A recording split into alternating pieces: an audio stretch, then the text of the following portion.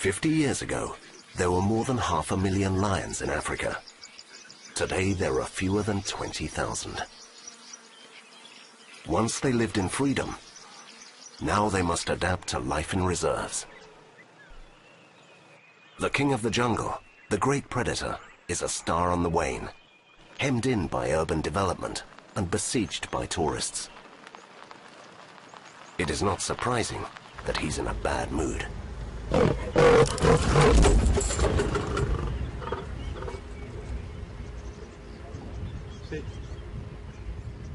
His charge is futile. He has been cornered by an extremely dangerous rival.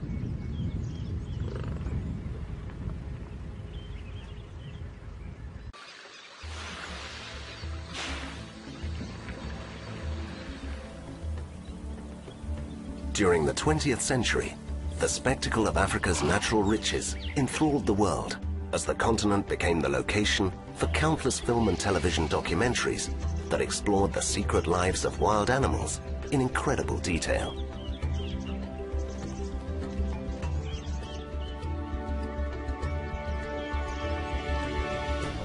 But today, not a single corner has been left undiscovered or unaffected by civilization. The population of almost 1 billion inhabitants doubles every 20 years, creating enormous pressure on wildlife as competition for land, fresh water, and food increases. Africa has 1,200 protected areas, covering 2 million square kilometers, just 9% of the continent's surface area. These tiny islands of wilderness are under ever greater pressure from development, which threatens to reduce them even further. At the beginning of the 20th century, few of the peoples of sub-Saharan Africa were agriculturalists. They lived by hunting, and the forests and the savannas were an endlessly replenished food store.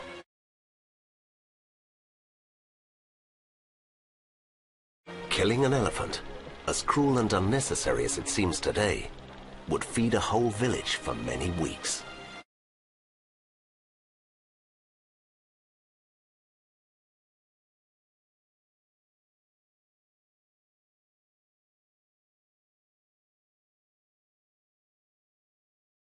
In the 20th century, hunting as a sport, a leisure activity, and a business changed the balance between humans and animals. Killing was no longer a question of self-defense or finding food, but of flattering the hunter's ego. The big cats, especially lions and leopards, the most feared of Africa's predators, were the preferred targets. They were slaughtered in every corner of the continent.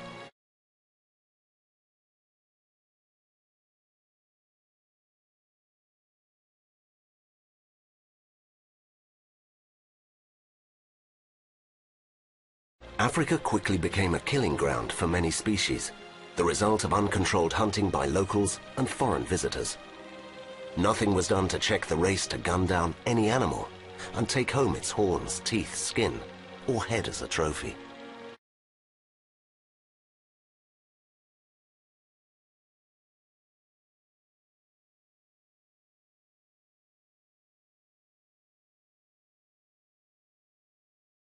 Today, big game hunting is a strictly controlled exclusive activity, regulated by national governments, which allow only a limited number of animals to be killed, to maintain the right balance between different species on reserves.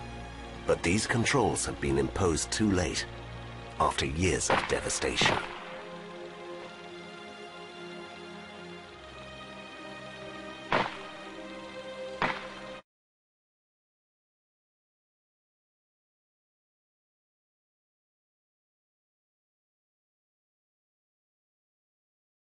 Mankind is the principal rival, enemy, and threat to all other species. The apex predator of Africa, threatening the very existence of the great carnivores of the animal kingdom, the lion, the leopard, and the cheetah, in a desperate fight for survival.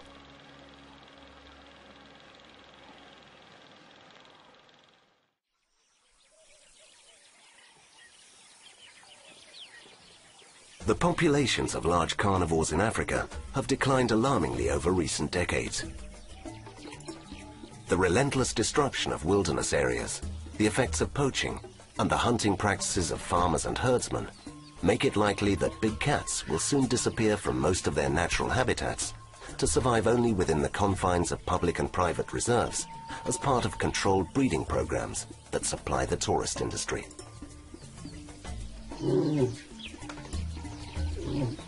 This has set alarm bells ringing for naturalists across the world who have set up urgent campaigns to raise international awareness of the problem. You need the governments of all the other countries to wake up and quickly, preserve some land so that the wildcats can still flourish in there. And then, start settling down. But you will have to do that. Otherwise, just open free roam? No, none. It will, maybe 10 years, and it will be nothing left. If population growth continues in the world over the long run, there won't be space left for large predators. I think if we as a human species continue to reproduce at the rate we are doing, we will not be able to save enough areas for wildlife. That is the sad reality. The reality of it is that if we don't do something now, we are going to lose them. We are on the trail of a leopard and her cub in the Orindi Reserve in Namibia. She has been fitted with a tracking collar, which will enable us to find her among the dense vegetation.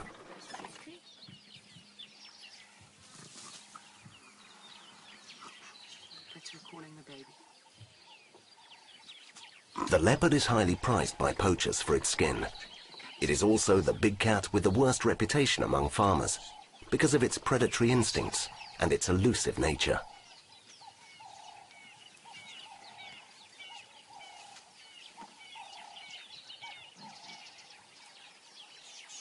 Our visit does not irritate her, but she pays close attention.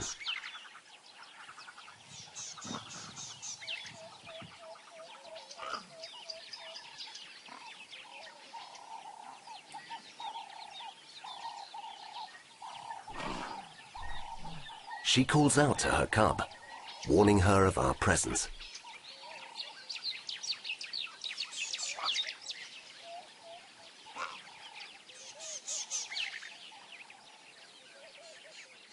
The team at Orindi has named the mother leopard Honey.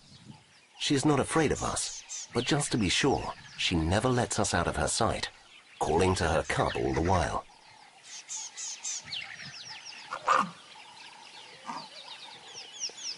The cub is hiding close by. It can hear its mother, but for a long time will not come any closer, staying well out of sight of our cameras.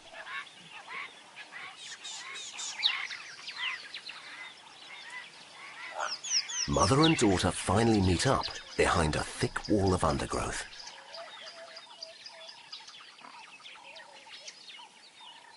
Female leopards that have given birth deliberately avoid males and other feline competitors, seeking out a safe territory where they can raise their young. Each leopard lives and hunts on its own home range, an area it knows intimately and which it will defend with its life. She had a territory right next door to where we are. She gave birth to the cubs. And what she did, she gave her daughter a piece of the territory where she grew up. So from where she was born, that's the piece of territory that she gave this daughter. So wondering how she knows the territory so well, she was born here. She's been here since the very beginning. She knows exactly where to go to hide. She knows where to go and find where the springbuck are hanging around or the warthogs for food. She knows every little tree, crack. If she needs water, she knows where to go. And the reason she knows it so well is she's been here since the day she was born. A leopard's territory can cover as much as 20 square kilometers, a large area, usually coveted not only by rival felines, but also farmers in search of a plot of land to live on.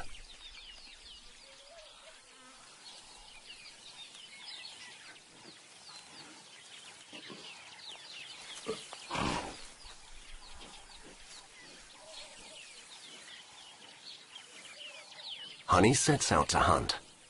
She allows us to follow her, but first she makes it clear that we should keep our distance.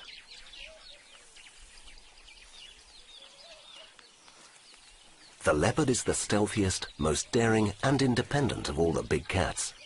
Its self-sufficiency and adaptability enable it to live in places where other predators could never survive. Wherever it goes, all its senses are alert to any smell, sound or movement that catches its attention.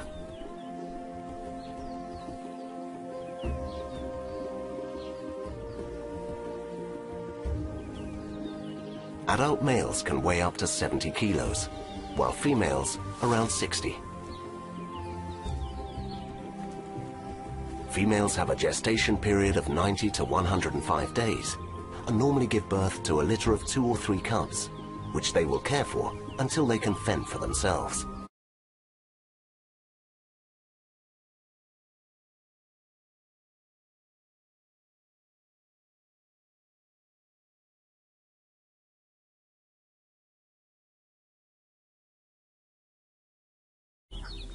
Leopard numbers are falling fast, but despite predictions of its imminent extinction, it is faring better than lions and cheetahs, thanks to its finely honed survival instincts, which drive it to find habitats that are as far from civilization as possible.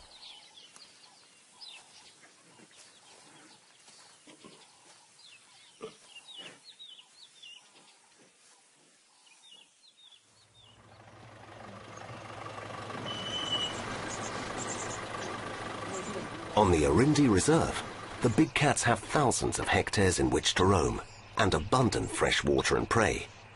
But this is a controlled freedom.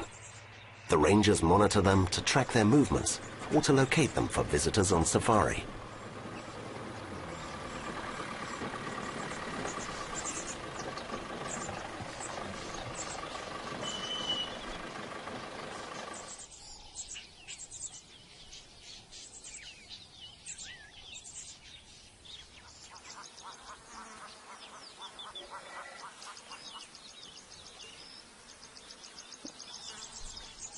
Lions are the most social of felines. Normally they live in large prides formed of related adult females with several cubs of up to 3 years of age, and 1, 2, or even 3 adult males, one of them the dominant leader. While the males are mainly concerned with protecting their territory from possible intruders, the females take care of the cubs and also hunt, a task to which the smaller, more agile females are better suited than the males.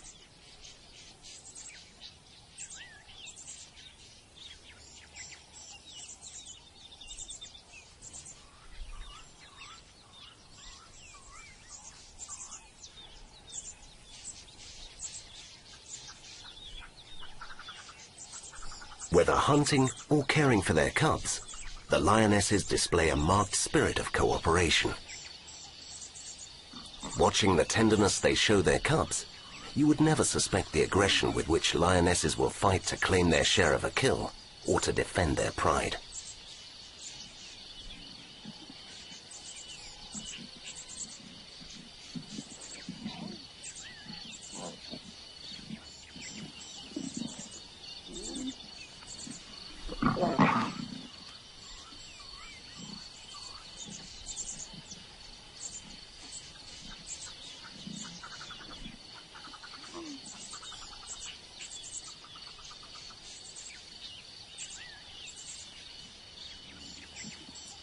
Not far from mother and cub as they play, a male prepares to finish the remains of an oryx caught some hours earlier.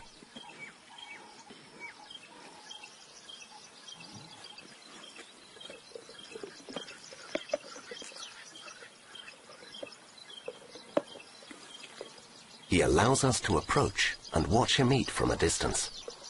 He settles down to enjoy his feast as if we were not there.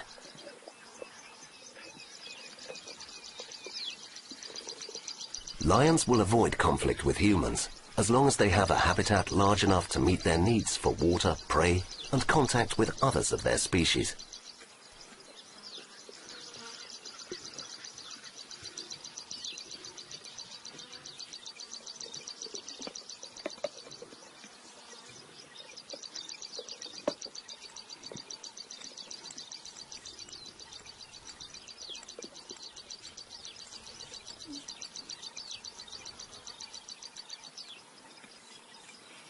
Visitors to game reserves tend to see lions either as ruthless killing machines that must be kept at a safe distance, or as high-maintenance pets that exist as attractions for our amusement. But neither is an accurate picture of an animal that is well able to decide what it dislikes and what will make it happy, especially what will make it happy.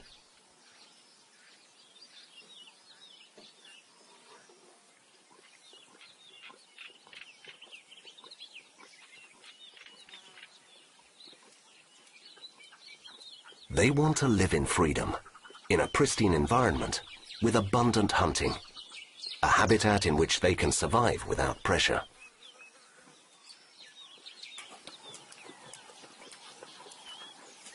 Unfortunately for the lion, sprawling cities and loss of wilderness areas mean pressure is inevitable.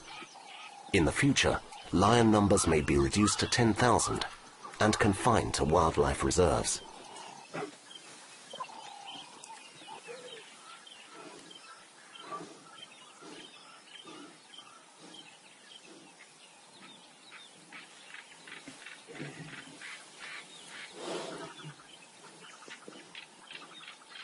He is blissfully unaware of it, but his reign is over.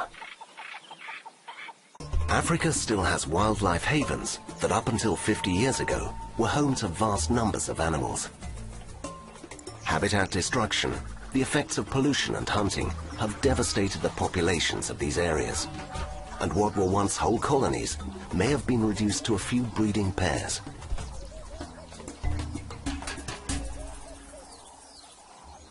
An extended drought, an epidemic, or an unexpected migration can wreak havoc on the delicate balance between species.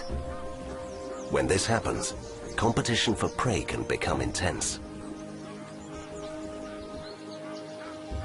The advantage of life on a reserve is that a balance can be maintained between many different species, ensuring their survival. This is especially true for lions, leopards, and cheetahs, which face such an uncertain future.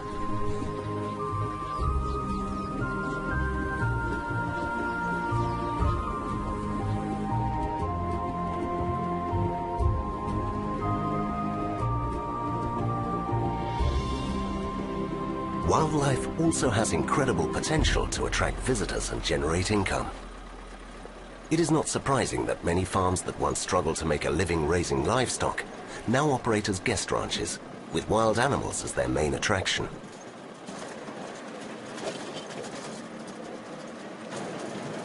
The Nankuse Foundation has established agreements with farmers to create sanctuaries open to tourists, where rescued big cats are rehabilitated. A positive initiative that brings benefits to all concerned. One of these sanctuaries is home to a cheetah famous for having killed 30 head of livestock in only 3 years. He is a large male that was the terror of local farms before he was taken alive. Named Spartacus after the legendary gladiator, he is the main attraction at the Solitaire Sanctuary in central Namibia. When we get a cat that we want to release into the wild, we introduce it here first. It's called a soft release. And what that does is it allows the animal a chance to adapt to this environment before we release it into the wild. It's just like when you buy a little fish. You don't put it in the tank, you put it in a little bag, and you allow it to adapt before you release it into the tank. And so we're doing the same thing here. With other species like leopard, they're very hardy animals. You don't need to do this. But with cheetahs, we found that there was more successful releases when we introduced them into this boma before releasing them. And it's an amazing job. I love this. This is called radio telemetry with my antenna and my receiver. And I'm going to see where Spartacus is. He's one of our more aggressive cats. You hear that beep?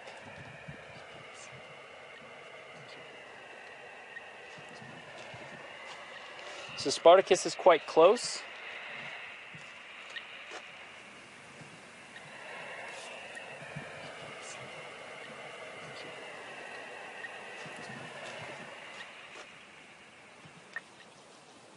Oh, it's very close.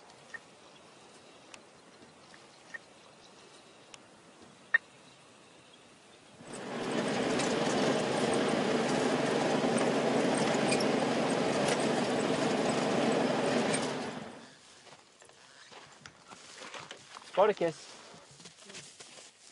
Yeah. So you can see he's a very slim animal. That's how these guys are built. But Spartacus is especially big. You'll notice he's got a very large head. Today, Spartacus is a star, but he was a nightmare for ranchers who hunted him night and day and would have shot him on sight like so many other predators that threaten livestock or simply get too close to inhabited areas.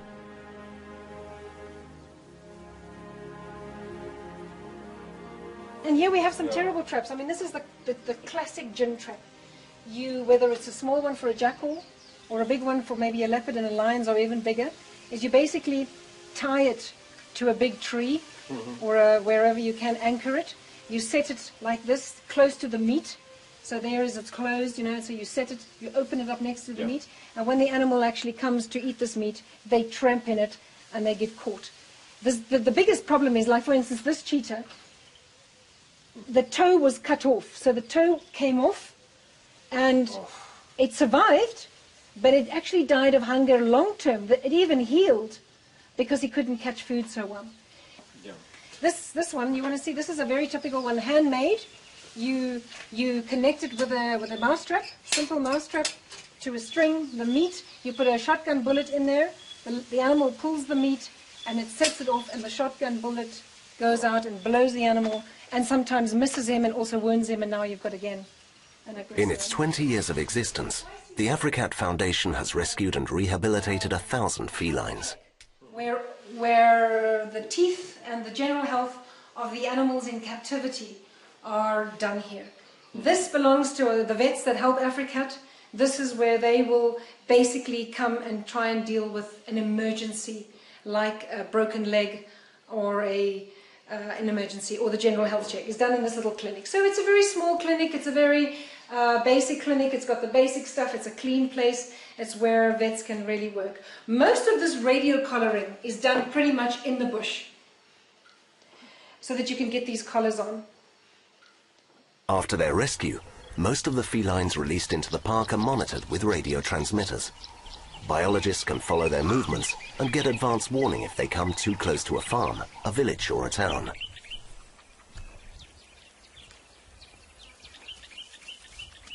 The sight of felines and other wild animals wearing radio collars is becoming more and more common. They're monitoring tools, but they also serve as protection against attacks by humans. Until recently, the collars were fitted with a simple VHS transmitter, but now they incorporate satellite GPS, so the animal's whereabouts can be tracked by computer. That's the type of collar we're looking at with that program. And they have what is called a VHF unit, which you use to localize the animal in the field, where you take out an antenna and a receiver to be able to find that animal on the ground. On the backside, you have the GPS unit. So every collar has this GPS unit, which in a preset schedule communicates with the satellites. For us, we do that on a daily basis, so that we can locate pretty much every released animal on any given day. That we can follow them closely to see, do they go into hostile farmland, do they stay on nature reserves, what precisely do they do, as you said, monitoring their activity as good as we can. And most of the downloads are here in Namibia, where that animal is. And then you'll see the whole path that that animal covered since we've released it. And that's one of the fantastic things about the collars, that you would find it very hard to follow that animal on the ground to document that type of behavior, whereas the collar gives you those data pretty much automatically. That's the area around just north of Sossusvlei, the Namib Desert, red sand dunes, and here would be the Naukluft Mountains.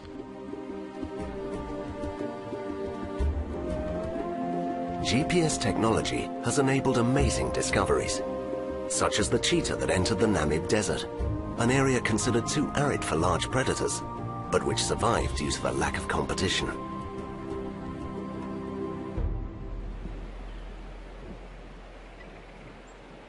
Not far away, the biologists from the Nankuze Foundation want to replace another cheetah's old radio collar with a new GPS system.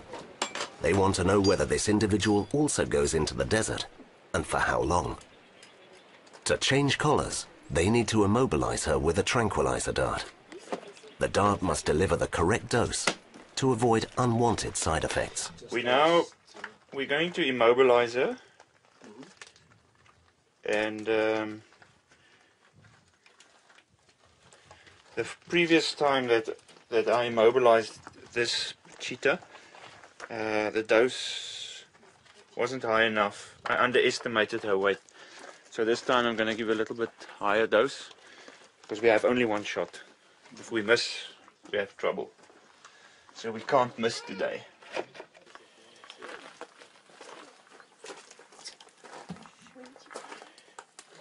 Hopefully it works.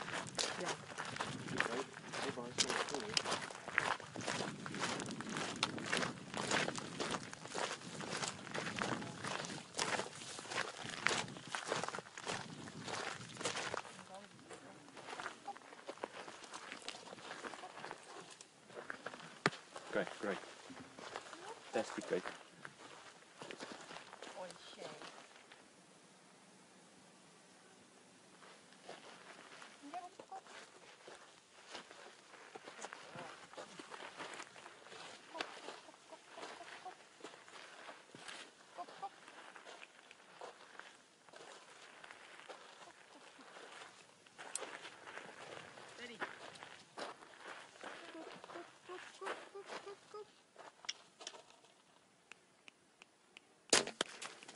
Okay, perfect. Absolutely perfect.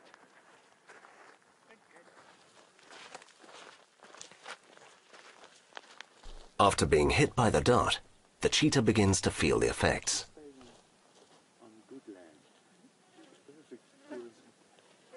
Natural, but yeah, he said no. One of your vehicles out. The biologists wait for a few minutes to ensure that the animal is completely immobilized, so they can safely approach her and replace the old collar.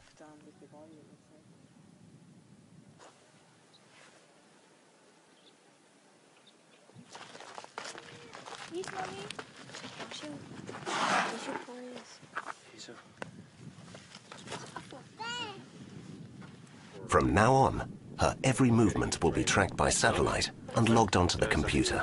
Yeah, I've got it. They're both brown like that.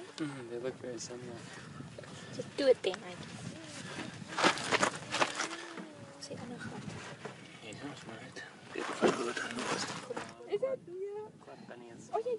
Once the GPS collar is fitted, it's time to wake her up. Dr. Rudy van Vuren administers another injection, but this time to bring her round.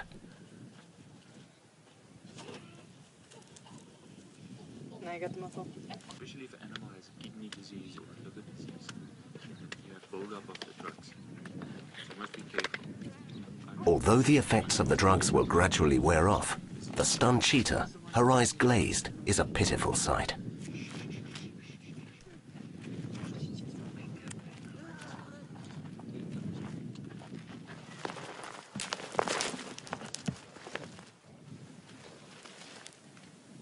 The biologists stay close by to check that all is well. They're worried that the tranquilizer could have adverse effects, as has happened previously when animals have had unexpected negative reactions. Seeing a cheetah in this state is a stark reminder of their vulnerability.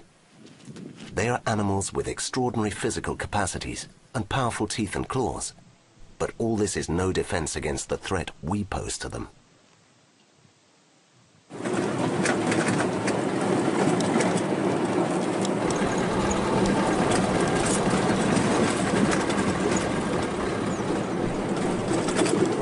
Farmers on land neighboring the Etosha National Park have notified the authorities and the Africat Foundation that 3 male lions have escaped from the park, entered their land, and killed one of their cows. Dr. Ortwin Ashenborn, veterinarian at Etosha, and Tammy Horth of Africat have agreed to work together. They need to find the lions, immobilize them, and return them to the park immediately. Dr. Ashenborn prepares the dart rifle. The 3 lions are a real danger. Once they've got a taste for cow meat, it's unlikely that they'll leave the restaurant of their own volition. Myself, I just got it like a normal, like headphone. It's going to be a long night. Don't know. Let's have a look. The farmers have given the conservation groups 24 hours to remove the escapees. When this time is up, they will shoot the lions. They cannot risk having the lions kill more livestock or attack the farm workers. And then from there, if there's any movement, we shoot off target. Dr. Ashenborn goes ahead of the other vehicles to locate the lions and attempt to hit them with the darts on his own, without distractions that might jeopardize the operation.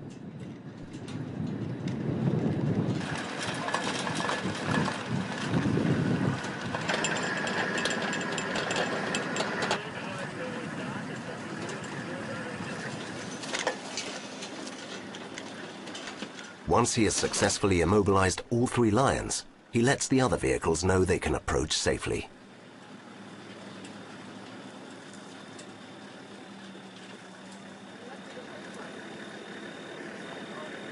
The tranquilizer darts have put the lions into a deep sleep. Here you go.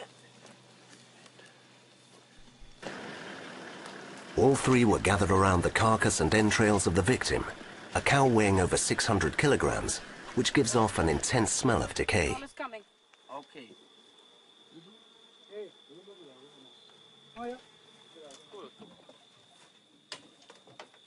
The lions are completely unconscious, oblivious of the activity that surrounds them. Their stomachs are swollen with the meat they have eaten. 1 point. Ashenborn makes the most of the lions' immobility to examine them and to take blood samples. He will return them to the park, but thinks that if they've escaped once, they will try it again. He fits them with radio collars so that they can be easily located. Yeah, we're gonna put a collar on. Yeah, I think And so. then where we're gonna drop them. I think no more. Or maybe rattle. The process is repeated with the other 2 lions.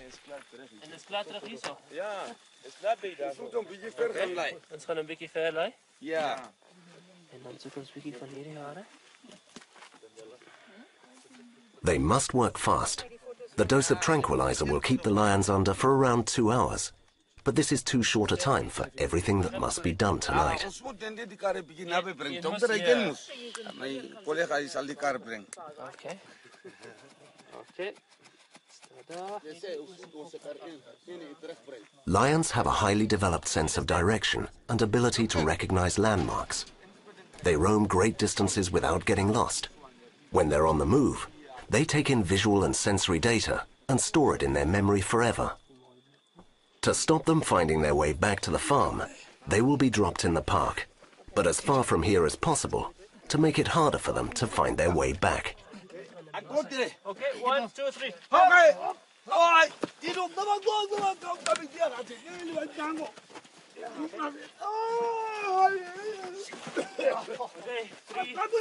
1.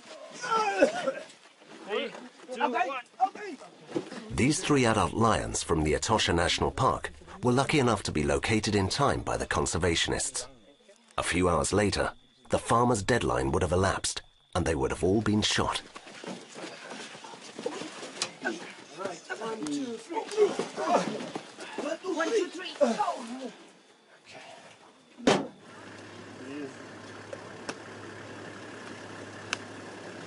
Sleeping.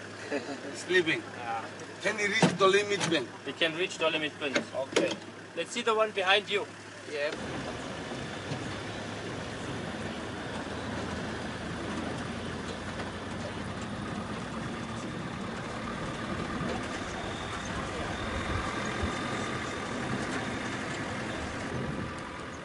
We reach the double line of fences that separates the farm from the park. The lions must have broken out through a hole or a tunnel. All wild animals try to break through barriers that limit their freedom. Elephants usually knock them over by charging at them, and many other species dig tunnels to get underneath them.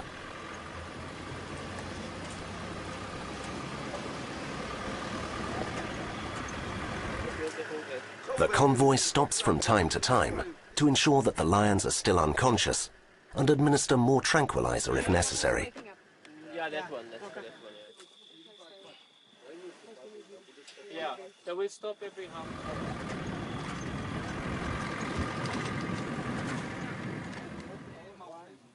4 hours later, we reach our destination.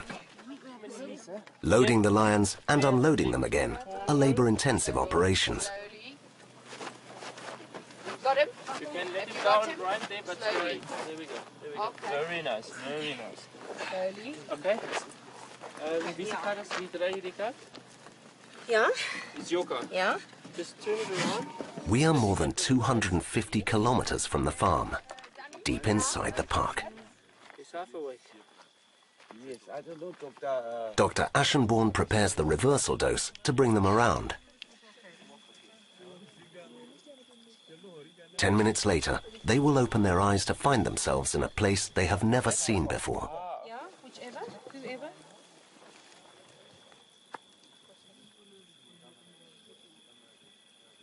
Their adventure began 4 days ago, when they crossed the park boundary to find a taste of freedom and a succulent banquet. We do not know how they'll react when they come round.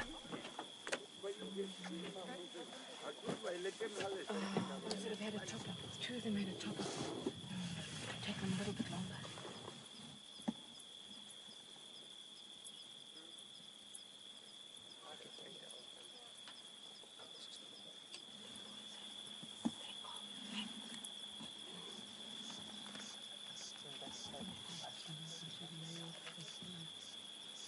The scene that unfolds is fascinating. We see proof of these animals' high levels of intelligence and awareness. They seem fully conscious of their condition, of the new place they find themselves in, and of what has happened to them. As soon as they find their feet, each lion looks for its companions, communicating with them and checking up on them.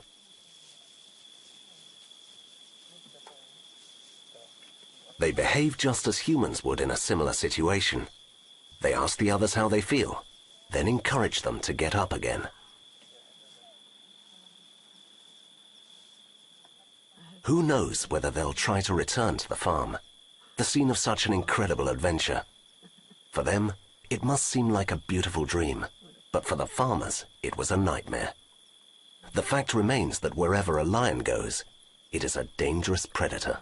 And the other big misconception, I think, is people always think lions are pretty cute animals. They look at things like the Lion King movie or so and then think they are cute. And I mean, they are killer machines. If they go out and kill livestock or even humans, they are really dangerous animals. And that is what makes it really difficult to live with them. And I think in the Western world, you've got this conception of these pretty animals, and you've got a lot of these captive facilities where you can go and pet one and cuddle one. But the truth is they are really, really dangerous animals that are just made to eat meat, and they can't do other than that. For farmers, the presence of big cats on their property is a problem with no obvious solution. Loss of livestock translates into financial losses for which governments and insurers refuse to compensate them. We as commercial farmers, we see our animals, domesticated animals, cattle and goats and sheep, as a money-making business. We have to make money out of them, put it onto the bank and do a business out of it. So there is that split coming. So if a lion or any predator comes into the communal area, it's like they're robbing their bank account. For us, it's a loss of business or loss of income as a commercial farmer now. That's a problem. On communal farms shared by several farmers, the situation is even more difficult. These are farmers with small herds, and the loss of half a dozen head of stock to a big cat can spell ruin.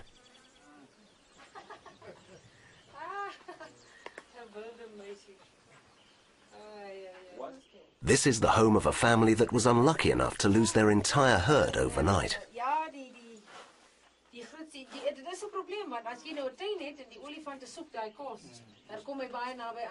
One day, lions broke into the sheep pen.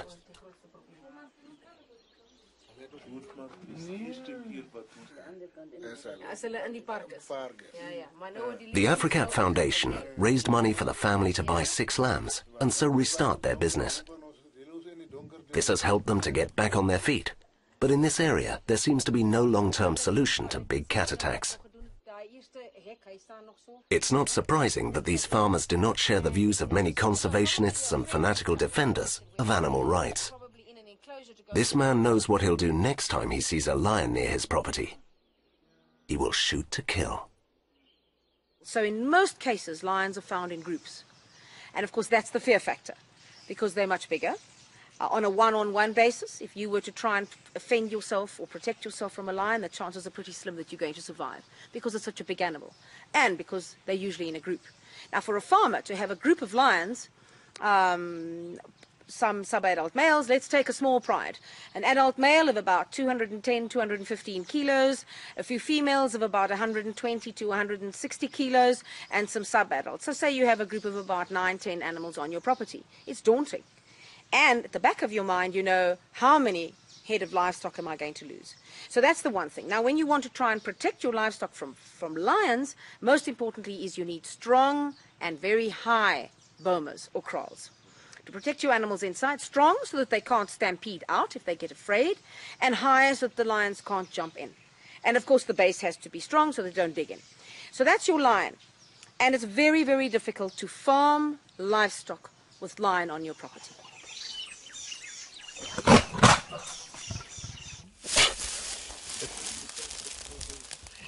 There is no trait more characteristic of felines than the desire for freedom, and they can be very aggressive in the pursuit of it.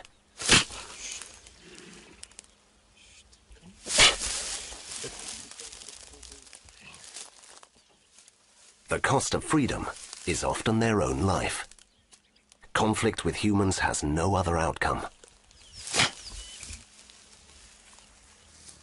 Though the size of the cage may vary, the only future on the horizon for these animals is captivity. The question is how you handle predators in captivity. It starts with the size of enclosure you provide them. The larger the enclosure, obviously, the less contact you will have with that predator, because they're naturally avoiding human contact. For ambassador animals that are orphaned, for example, or injured, human contact is often maintained to keep them in a tame or semi-tame state. And that will reduce stress, because the animal will get habituated to that type of contact. In cases for releasable animals, you want to minimize human contact to a point where you don't actually have any contact with that animal, and you want to provide them with the largest possible area in captivity, so they can still exercise their ecology as much as possible, although in a limited area, but also to not get habituated and to not experience stress. An animal deprived of its freedom is always susceptible to stress.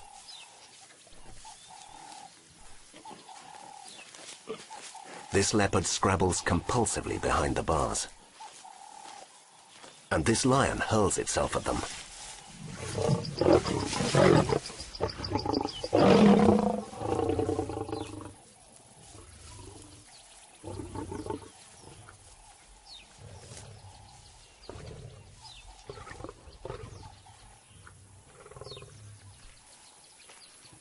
In these circumstances, getting too close to a lion is highly unadvisable.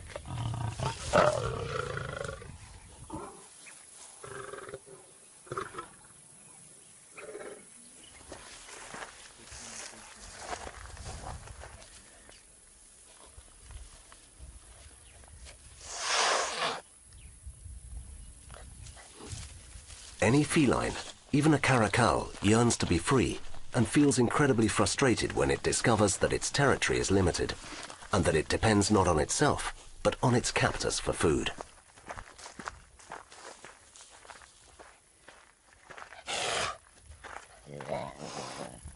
So I think it's very important, and one of the keys to conservation is adding more land to the conservation areas that are existing. But one of the most important factors for this, I really believe, is that people must be incorporated. Farms must be incorporated. Livestock must be incorporated. We all need to learn to live together. And the key is, as we were talking previously, is conservation, which is connecting up all the aspects of Africa, every single piece of it, and helping it to function together. The main challenge for conservation groups is to help people understand that it's possible to live alongside the big cats if we give them space and understand their needs and instincts.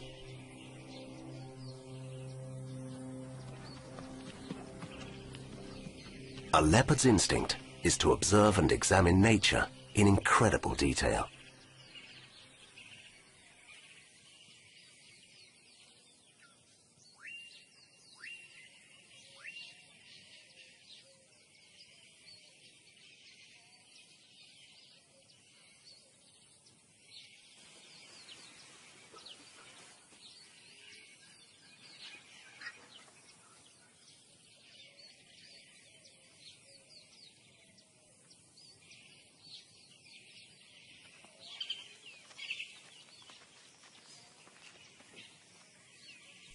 Even when it's taking a stroll, apparently relaxed and detached, a leopard notices everything going on around it.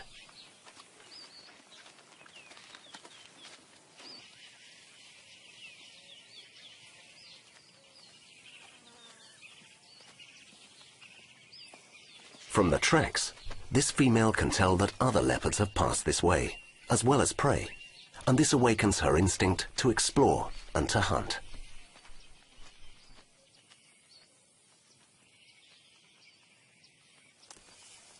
She plunges into the tall grass. There's no way of seeing what is up ahead, so she relies on her extraordinary sense of hearing. She knows what's on the other side.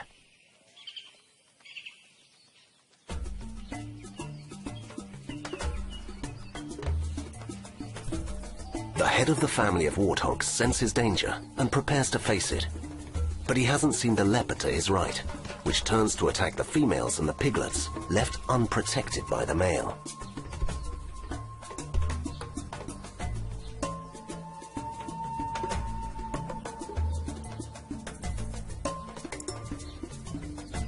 The leopard is an astute hunter. She has distracted the male just long enough. He will not make it in time to prevent her catching one of the piglets.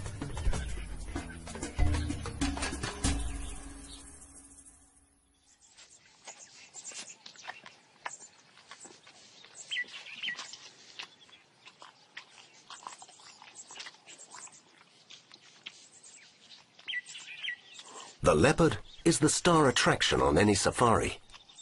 Many people are prepared to pay large sums of money just to photograph one. It's a fact that conservationists need to exploit, so that farmers come to see leopards not as enemies, but as a source of income. People will only tolerate predators if they can get an income from them. So like for us, for instance, the leopards. Leopards eat a lot of kudu and a lot of oryx and zebra, which cost money theoretically to us. But the money they generate from tourism, which the guests can actually come and see them, which is very rare, that makes it the balance equal, if you know what I mean. So if I, for instance, on a farm, if a farmer can realize that he can take a foreign tourist to see a leopard on his farm, he will actually make a lot of money rather than just shooting that leopard. Because he will shoot the leopard once and he will make, say, $10,000 because that's what he will get from the leopard. But if that leopard lives for 10 years on his farm, he will maybe take 1,000 people seeing that leopard. He will make $1 million out of that leopard, the long term.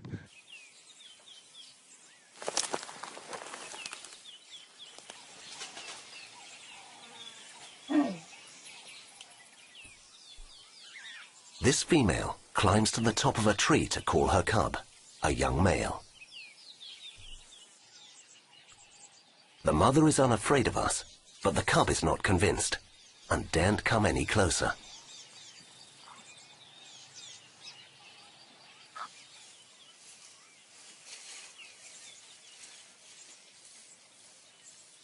The mother moves from one side to the other, checking that there are no lions, hyenas, or rival leopards in this vicinity, and reassures the cub that there is no danger. But the cub prefers to wait down below.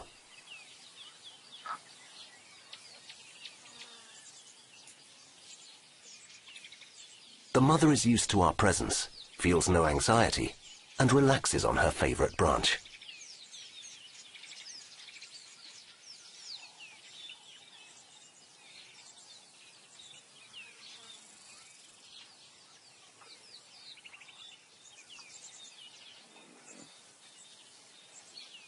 Now it's the cub that must wait until the mother finally comes down from the tree.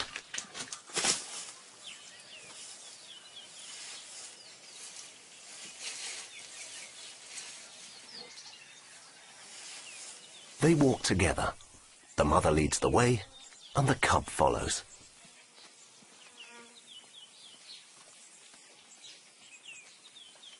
Mother and cub exchange sounds, growls, silences, and eye contact in a private language that is unpenetrable to us.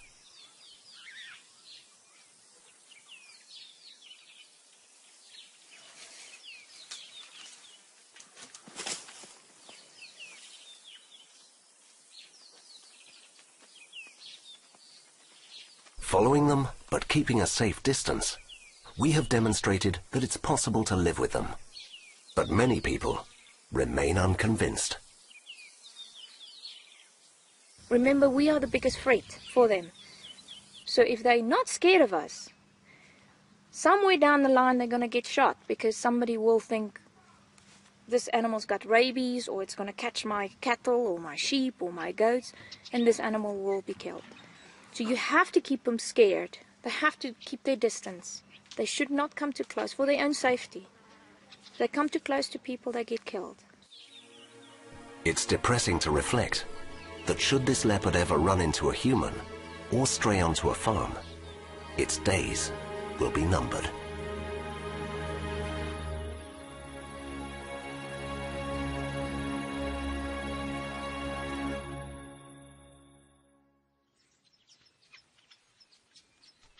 These two brothers were found as orphaned cubs.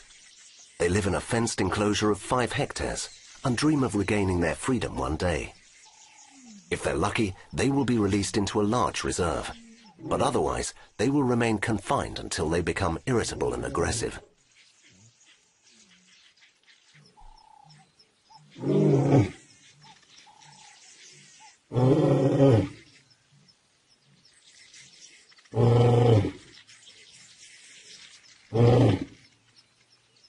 Over the last century, the pressures exerted by humans on big cats have been huge, even cruel.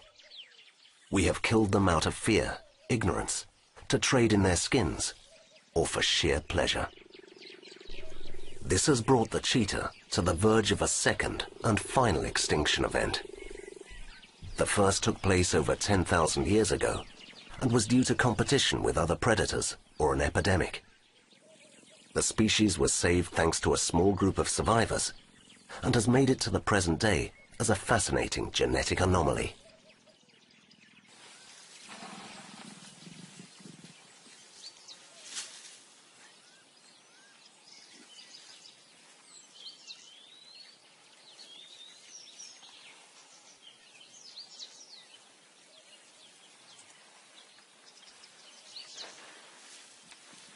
As well as being a dangerous predator, a leopard can be as playful as a cat.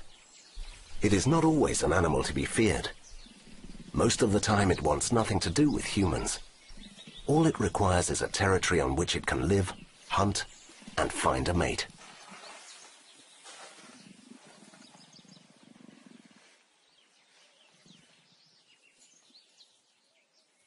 From time to time, it stares at us intently, as if it expected something of us.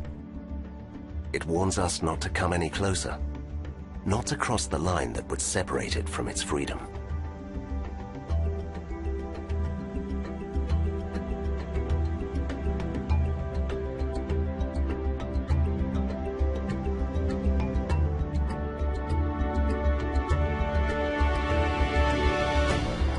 The big cats need this freedom, but there are few wild habitats left for them to live in.